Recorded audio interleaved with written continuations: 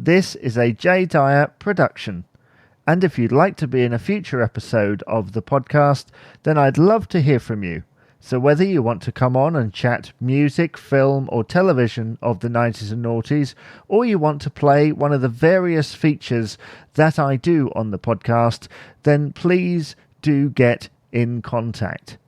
As for this week, in this episode, I talked to George about his love of music of the 90s and noughties. Then Danny Simm plays celebrity birthdays. Once again, will he guess the celebrity? Stay tuned to find out.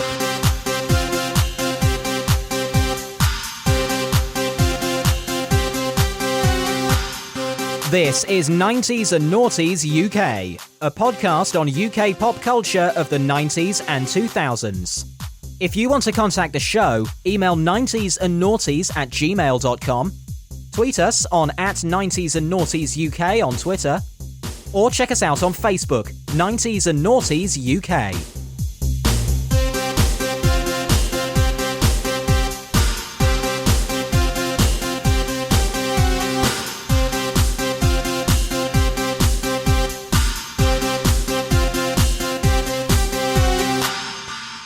So welcome to the 90s and Noughties UK podcast for the 8th of February 2021 with me, Jamie. And me, Hayley. Yeah, that's right. We have a guest host. Welcome, Hayley. Now, I've had something I wanted to ask you. Do you remember the TV show TFI Friday? I remember it being on. I didn't really watch it at the time, but I remember obviously Chris Evans presented it. I know of it, like there was issues with Channel 4, like having to ban certain guests on it and stuff like that. But you'll have to fill me in on it a bit, I think, Jamie. Well, it was a Chris Evans show, as you say. It was on Channel 4, and it was about 6:30 in the evening.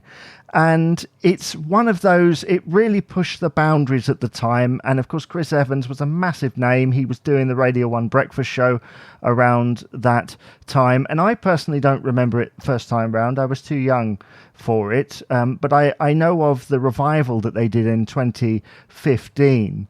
But it's the 25th anniversary of the show this week. It aired on the week of this podcast in 1996, and I mean it kind of fed into that whole Britpop era. Are you a fan of the music of that era?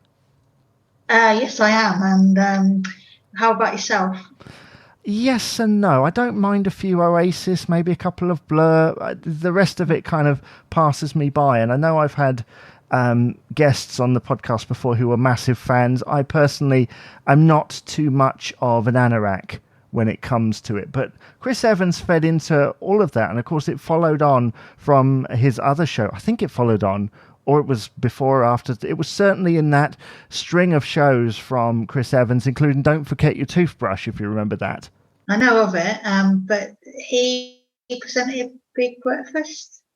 He did do Big Breakfast. Yeah, he did that, didn't he? Yeah. I mean, did you watch that? Yes, I did. I always remember it being on in the mornings. I used to put it. I didn't always watch it like the whole show, but it's one of those things you'd be getting ready for school, whatever, and you put that on in the background in the mornings. No, I'm sorry. We were GMTV people. It was the thing to do. You know, it was a little bit more formal, but not as formal as BBC Breakfast or whatever it was called at that particular moment in time. It was either GMTV or Big Breakfast, I think, depending on what I felt like having on, really. So. Well, yeah, so it's the 25th anniversary of TFI Friday, as I say, so happy birthday to that show. And I do recommend going to look at some clips because there are some outrageous stuff from the time, and I can see how it would be quite groundbreaking. And a little fun fact for you, although it's basically up there with Hans Zimmer being the theme composer for Going for Gold, that Shaun Ryder actually got banned from the show, as you referenced earlier on, because he said the F word during a live broadcast, and they brought him on the next time, and they said, oh no, he won't. We'll pre-record his interview, and then we'll do a live performance, and he came on and F this and F that, which, looking in retrospect, is beautiful, really. I do remember. I know of that, and I just think it's hilarious. It is funny. I mean, you've got to laugh, really. I mean, it is. I mean, Channel 4. I mean, they've always been that channel that are a bit more out there than obviously like the other channels anyway, terrestrial wise. So they've definitely got some proud moments, like, you know, for being wacky and out there in their past, I think. Oh, and that show is definitely one of them. Well, yeah. There we are. Now on the podcast, what's it time for, Hayley? It's time for the main feature, Jamie. And now I'm joined by George, who is a fellow podcaster. Just tell us a little bit, George, before we get into the main bulk of the conversation, about your podcast. Hi, Jamie. Thanks for having me. And the podcast is called Next Goal Wins. It's myself and 3 other course mates at the University of Brighton. We all love sport, and we just thought, let's all get together and just discuss the weekly fixtures that's happened in football, the more dubious events that have happened, and recently we've sort of branched out and we're doing more and more sports. But it started out as a bit of fun and a bit of relevant towards the course, but we're all really enjoying it now, and we're going to try and keep it going for as long as possible because we all love sport. Well, I wish you the best of luck with that. Now you're in your mid-20s, and obviously you would have been very young, sort of in the middle of this era in which this podcast is covered. Like, in terms of sport, I mean, we're going to talk about music in just a moment, but in terms of sport, do you remember anything about sort of the early 2000s? There was, I believe, one of my earliest memories of football was the 2001 England versus Greece match where David Beckham scored the free kick that took us to the World Cup, the 2002 World Cup. So that's my earliest memory of that. And I remember watching the 2003 Rugby World Cup. So I would have been 8 at the time. I watched that with my dad. Obviously, that's a tournament that England won. But yeah, around 2001, I can remember sporting events. But anything before that, between being born and the age of 4, not so much.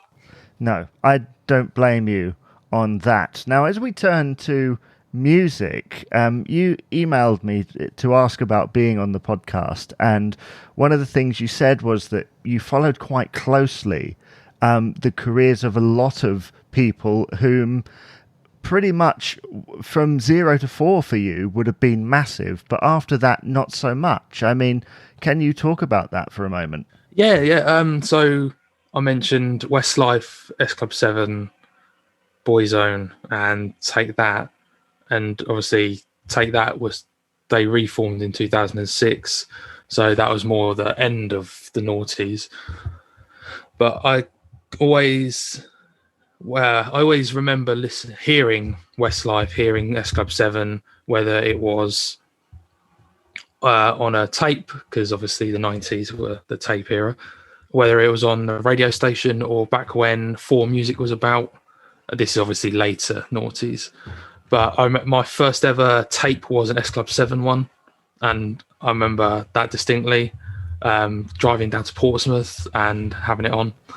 Yeah, there's something very childlike about S Club 7's music. It kind of brings out the child in everybody. And I did a round table with a bunch of Steps fans who weren't the biggest fans of S Club 7. They described it as McDonald's kiddie party music, which I thought was an interesting angle on it. I mean, how does that make you feel, their music? What is it about it? To some degree, I'd say they're more commercial stuff, like Reach. That's probably the main one, Reach. That is quite, in a way, how they described it. But when I started when you start listening to the albums properly and hearing the songs that they haven't released as singles, and there's some good tracks on there, a lot more as a non-commercial and what they want to write, and that's those other tracks are what attracted me more to the band. Yeah, I do find that those pop albums from S Club 7, even people like Steps, Boyzone, Westlife, it is those albums that set them apart. But you understand why they had to be commercial when coming to the singles. Yes, yeah, of course. I remember this bit off the. It's relevant, but this is more a lot later. Well, I remember when One Direction first came out and they were releasing all these poppy albums, and I couldn't stand them. And then it's like the pre-contract quota that the company have told them to make, and then the third album they proved that they could write songs, and I was like, hold on, these guys are actually really good. And that was the same with Westlife, same with Take That, same with S Club 7's somewhat. As a fan of this type of music, especially considering your age and the fact that most people, I think, they're about maybe, 8, 10, 12 when they start to really kind of notice the modern music. I mean, those around you, does anyone around you have the same opinion on this era as you do? Yes, my parents very much so. I suppose I have to thank my musical taste to them. My mum's a music teacher, so that obviously rubbed off on me. I even went into a gifted and talented music at school because of her, and then that's another story for another day. Yeah, my parents loved these bands before I'd even heard of them, and I suppose they're the reason why I heard these bands and why I got into them. It's a world away, isn't it, from the stuff that's out there now. There was something very joyous about that stuff, even though a lot of it was commercial. Now, to me, it kind of lacks that joyous factor. Compared to today's? What I'm referring to is like the stuff from, say, 20 years ago, early 2000s, late 90s, had a very kind of joyous factor to it. There was something very joyful about it, and I think compared to today's, it was joyful. Today, it doesn't seem quite so much. No. A lot of the music you hear today is not as upbeat, not as happy. I mean, yes, we're in a difficult time at the moment, so it's hard to find good things to write about. But I think is this the angle that you're looking for? Possibly. Yeah, I'm not really sure, to be honest. No, I get it. I mean, you mentioned a few acts there. Are there any others that kind of spark joy, to use Marie Kondo's famous line? Is there any other artists out there that kind of spark joy for you from that period? I suppose from the 90s, George Michael.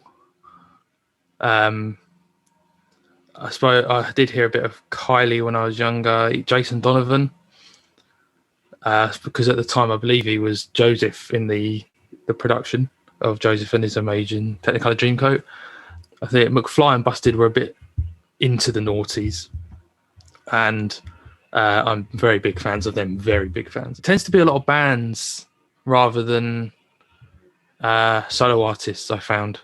I mean, obviously, back then, it was the era of girl bands and boy bands, wasn't it? Oh, definitely. There was like one in every street corner, practically. There was so many of them. And just to pick up on something that you said there about obviously being bands, and you mentioned McFly and Busted, which are guitar bands, as it were. I mean, it wasn't really until sort of the mid-2000s that you started to see this massive load of guitar bands, and we're getting into another genre entirely, because they're sort of on the pop end, and then you had like Razorlight, The Killers, all that type of thing. Does that interest you?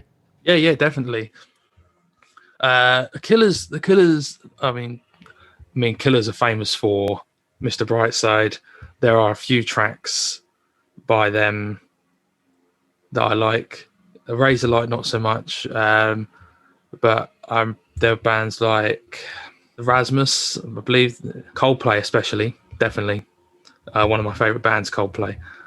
Yes, Coldplay have that distinction of being both underrated and overrated at the same time.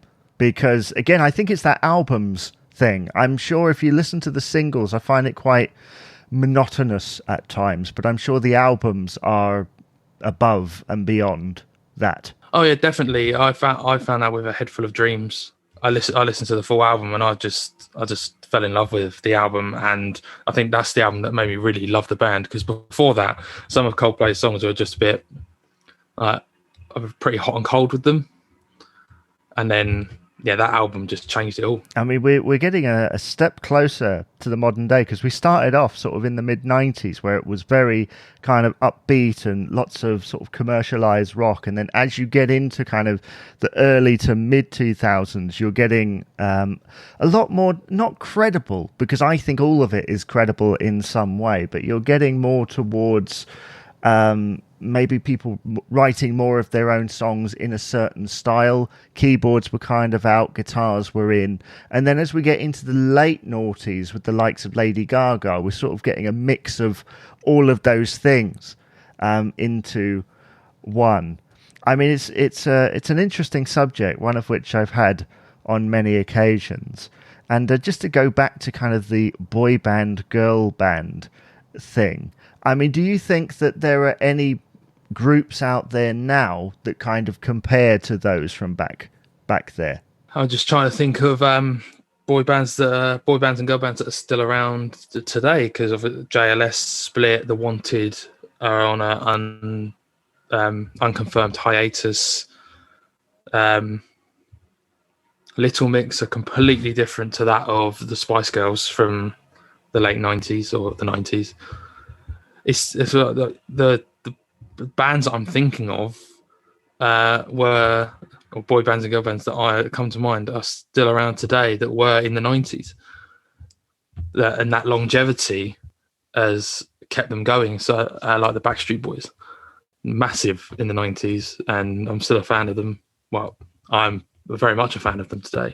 Yeah, I mean, the Backstreet Boys are something of an exception, aren't they? Because a lot of those bands tended to kind of peter out after, say, 3 to 5 years, whereas they just kept going and producing stuff. And as far as I can see, they've sort of gone with the times. I mean, New Kids on the Block are also a very similar act. Earlier, you mentioned how Take That came back in 2006, and basically modernized their entire sound. Have you heard that first album they did when they reunited? I have, yeah. It's one of my favorite albums. It's Beautiful World, and obviously they came back without Robbie, and it was just the four of them. Their music in that album, you could see that they had grown up from their teenagers in the 90s. And as you were saying, that poppy era, and they now showing the maturity, a bit more grown up songs. I think that album is excellent. Obviously, it's got Patience, Shine, which are the standout songs from that album. But yeah, that whole album is just, in my opinion, there's not a single track I do not like on it. And as is the fashion, I mean, they pretty much started a trend of reunited acts, because not long after that, other acts started to jump on board. And certainly what I notice, I mean, Steps have just recently released some stuff, and back in the day they maybe had one or two singers that were at the front.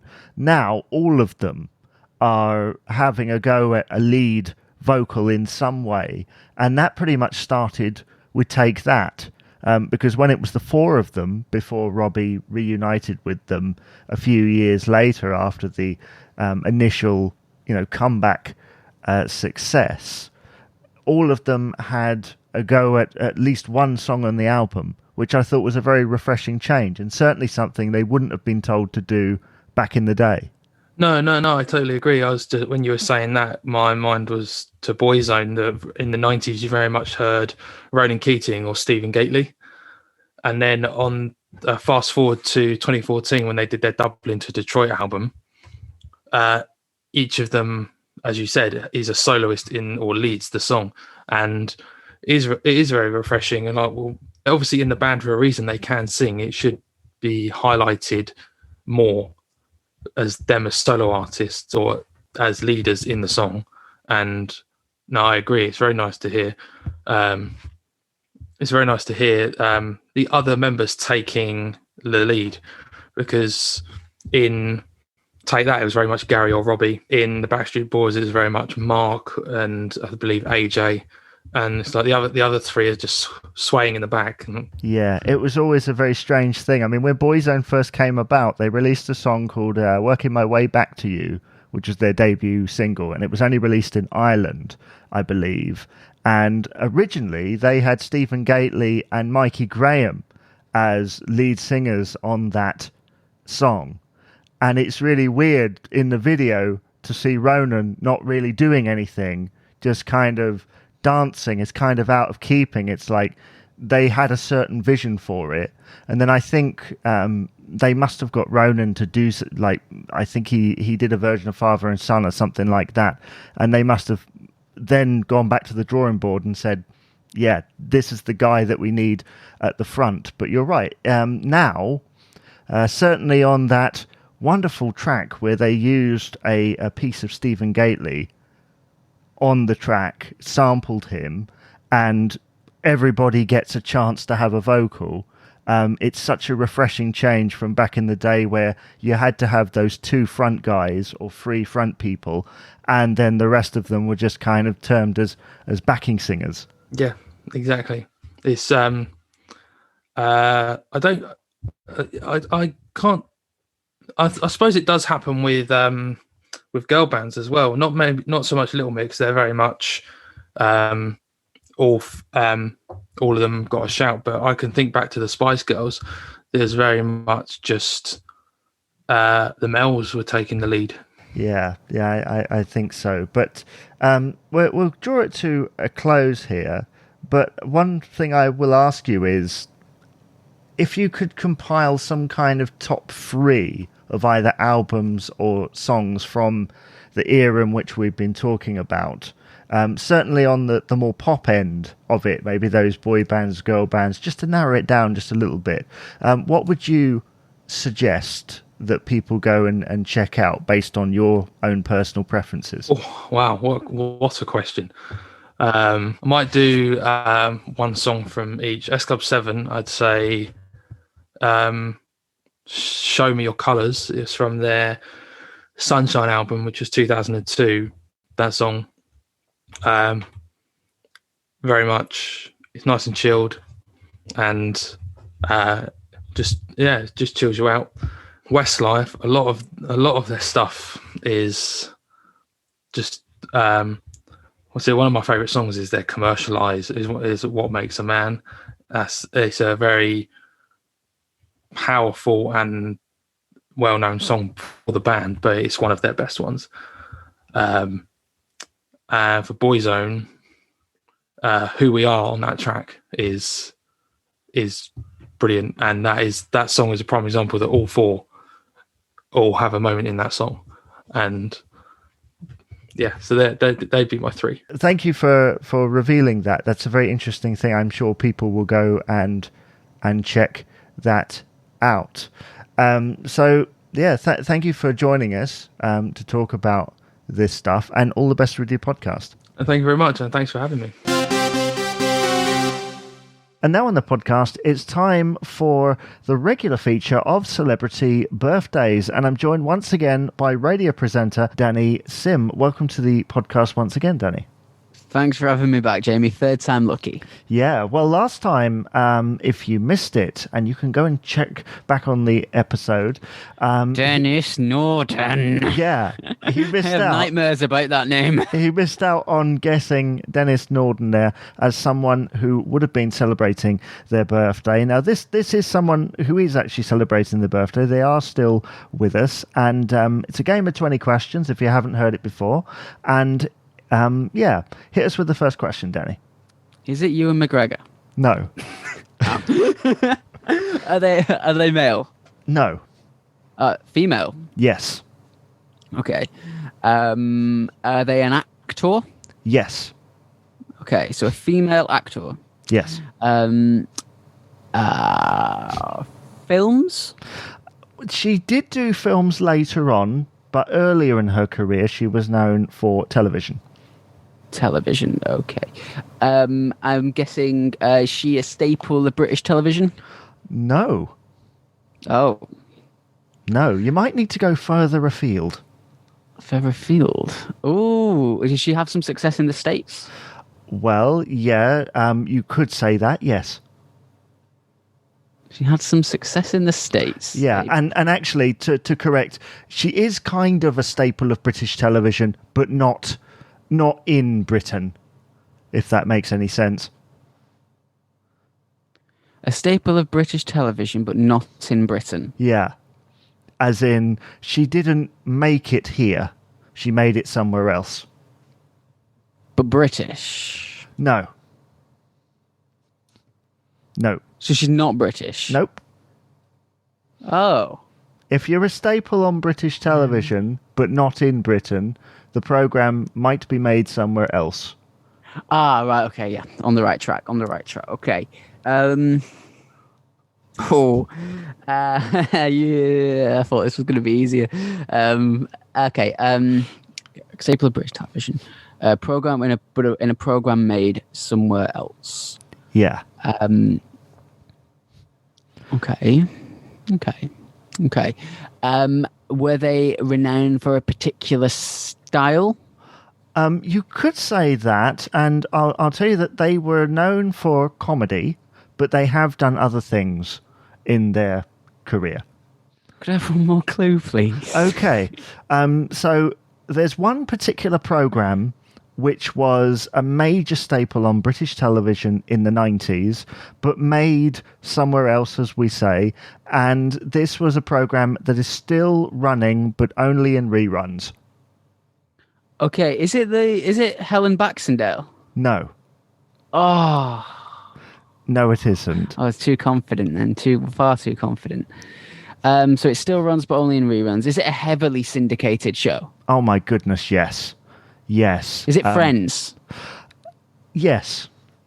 Okay, so as someone who's a staple of British television, but from a show that wasn't British themselves. Yeah, that's right. Okay, and it's their birthday today. Yes. Well, in the week when this is in the week in which yes. Were they renowned for not wearing a bra in this TV show? Possibly. Okay, is it Jennifer Aniston? Haha, see? Yes. I told you it was easy. I got it. Whoa. Oh, for a minute there, I thought I was going to not get that. Well, to be fair to you, I did sail you down the river a little bit. Because you did, because I was thinking Barbara Windsor for so long. But obviously that really was really far out. Oh, extremely far out. And yeah, I mean, staple of British television, Friends is on all the time. Whether it's on Comedy Central or Channel 5, it's just on all the time. But not made here. It was made in America, although some Friends fans would say, oh, but it was made for a couple of episodes over here. They did come to London. So technically, I did sail you down the path there, and I do apologise for that. But well done for getting that. And yes, Jennifer Aniston is celebrating her birthday, in which she will be 52 years old, February the 11th, 1969. So, yeah. Thanks for playing, Danny. My pleasure. Thanks for having me.